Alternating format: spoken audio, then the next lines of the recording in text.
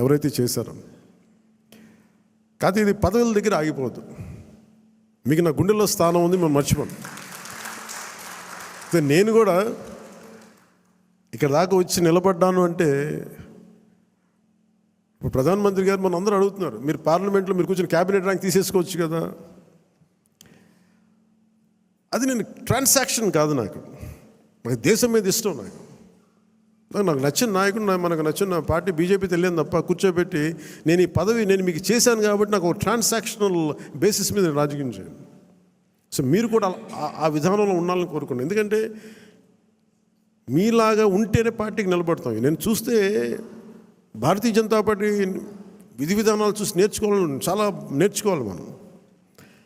ఆర్ఎస్ఎస్లో ఒక ఫ్లోట్ చేసిన ఒక పార్టీ అది. సంఘ్ నుంచి చాలామంది నాయకులు వచ్చి నిస్వార్థంగా చేసి వెళ్ళిపోతారు. వాళ్ళు గుర్తింపు కూడా ఉండదు. జనరల్ సెక్రటరీ అవుతారు, నెక్స్ట్ మినిట్లో వాళ్ళకి మళ్ళీ కార్యకర్తలు వెళ్ళిపోతారు.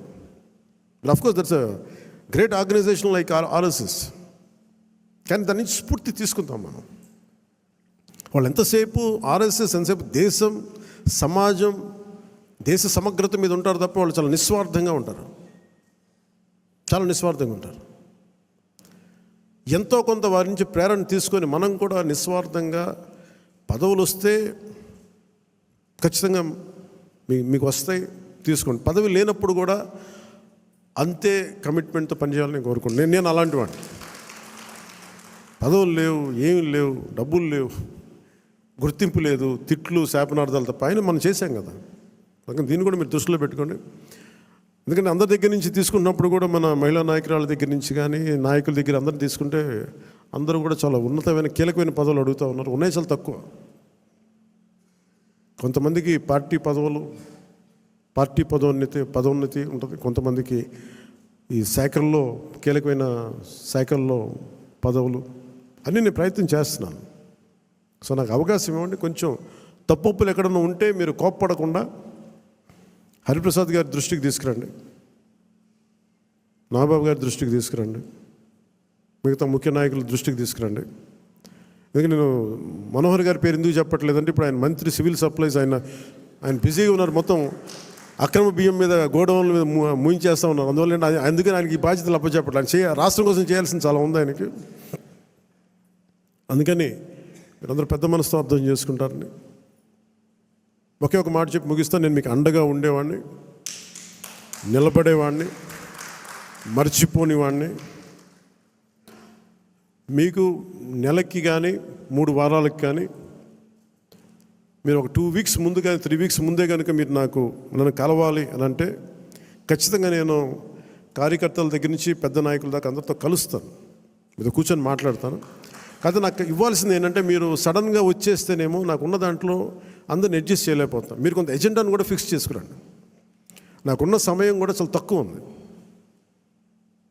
ఎందుకంటే ప్రధానమంత్రి గారి దగ్గరికి వెళ్ళినప్పుడు ఇంత చేసి నేను ఆయన దగ్గర ఎంత టైం తీసుకున్నాను, కరెక్ట్గా 60 సెకండ్ల టైం తీసుకున్నాను. 60 సెకండ్స్ అంతే, 60 seconds, less than a minute ఆయన కలిశాను. ఎందుకంటే ఆ స్థాయి, అంత పని ఉన్న వ్యక్తులకి మనకు వాళ్ళకి ఇవ్వగలిగేదే మనం ఎక్కువ వాళ్ళ కాలాన్ని దుర్వినియోగం చేయకపోవడం. ఆయన మొహమాట పెడితే ఇంకో 5 నిమిషాలు కూర్చుంటారు. నాకు బాధ్యత ఉంది. అలాంటి వ్యక్తిని మనం ఎక్కువసేపు కూర్చోబెట్టకూడదు. కరెక్ట్గా ఆయన ఒక 40-50 సెకండ్లు, 60 సెకండ్లు అయిపోయి నేను బయలుదేరుతాను సార్, జస్ట్ ఒకసారి మేము కలిసి విష్ చేయడానికి వచ్చాను, అంతకుమించి చెప్పలా.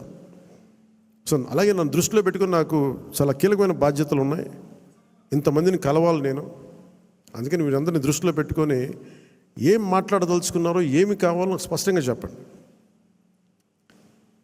మీరు నా కోసం పనిచేశాను, మీరు నన్ను గుర్తించండి, అలా కాకుండా మీరు మనస్ఫూర్తిగా మీ కోరిక చెప్పండి. నాకు ఇలాంటి పదవి కావాలని కోరుకున్నాను చెప్పండి. నాకు అది కమిటీకి ఇస్తాను నేను. ఆ కమిటీ కూడా కొన్ని నియమావళి పెట్టాను నేను. ఎలా చేశారు, ఏం చేశారు, పార్టీకి ఎంత చేశారు, కార్యకర్తలతో ఎలా మమేకమయ్యారు, ఇవన్నీ దృష్టిలో పెట్టుకొని వాళ్ళకి ఇవ్వాల్సిన గుర్తింపు ఆ బేరీ చేసుకుని ఇప్పించేస్తాను. కానీ మీరు ఒక స్టీవ్ జాబ్స్